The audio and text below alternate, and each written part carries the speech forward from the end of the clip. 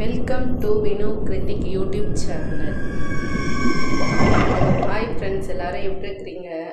வாங்க நம்ம வீடியோக்குள்ளே போகலாம்.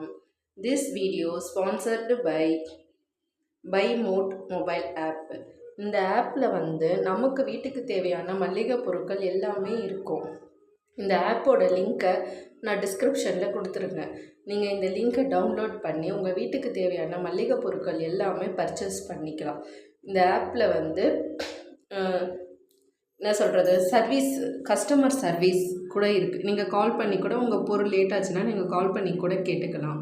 நம்ம வீட்டுக்கு தேவையான நம்ம டெய்லியும் யூஸ் பண்ணுற மளிகை பொருட்கள், எண்ணெய், இது தேவையான குழந்தைங்களுக்கு தேவையான பிஸ்கெட், சாக்லேட்ஸ் எல்லாமே நம்ம வாங்கி பர்ச்சேஸ் பண்ணிக்கலாம். மளிகை கடைக்கு போயிட்டு ரொம்ப நேரம் நின்று கொடுங்கன்னு கேட்காம நம்ம இந்த ஆப்பை டவுன்லோட் பண்ணி நமக்கு தேவையான பொருட்களை வீட்டில் இருந்து பர்ச்சேஸ் பண்ணிக்கலாம்.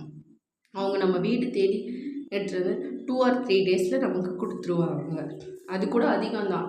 1 day 2 டேஸில் கூட நமக்கு கொடுத்துருவாங்க.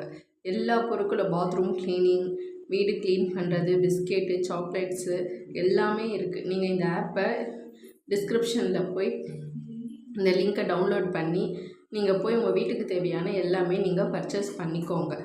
சரிங்களா?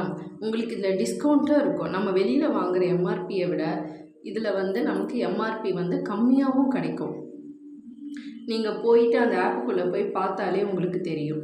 சரிங்களா ஃப்ரெண்ட்ஸ்? இப்போ நம்ம டிசம்பர் மந்தில் பற்றி பார்க்கலாம். டிசம்பர் மந்த்துனாவே நமக்கு என்ன தோணும்? டிசம்பர் மந்த்துனா கிறிஸ்மஸ், ஓகேங்களா? குழந்தைஸ்க்கெலாம் சாண்டா கிளாஸ் வருவாங்க அப்படின்னு என்ஜாய் பண்ணுவாங்க. நெக்ஸ்ட்டு சுனாமி இந்த 20 வருஷம் ஆயிடுச்சு. ஆனால் இன்னமும் சுனாமினா நமக்கு அது ஒரு பயமாக இருக்கும். சுனாமியில் நிறைய உயிர் சேதங்கள் ஆச்சு. ஆனால் இன்னமும் அதோடைய தடங்கள்லாம் மறையலை. நிறைய பேர் அந்த பயத்துலேருந்தே நிறைய பேர் பாதிக்கப்பட்டவங்க நிறைய பேர் வெளியில் வரவே இல்லை. சுனாமியில் நிறைய பேர் இறந்துட்டாங்க. அமைதியாக இருந்த கடல் அலைகள் திடீர்னு ரொம்ப ஆக்ரோஷமாக எழுந்து வந்துச்சு.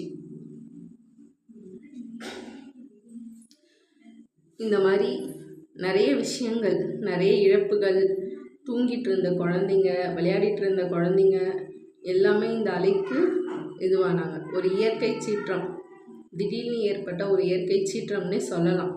சரிங்களா? இனிமேட்டும் அந்த மாதிரி நடக்காமல் இருக்க நம்ம கடவுளை ப்ரேயர் பண்ணிக்கலாம்.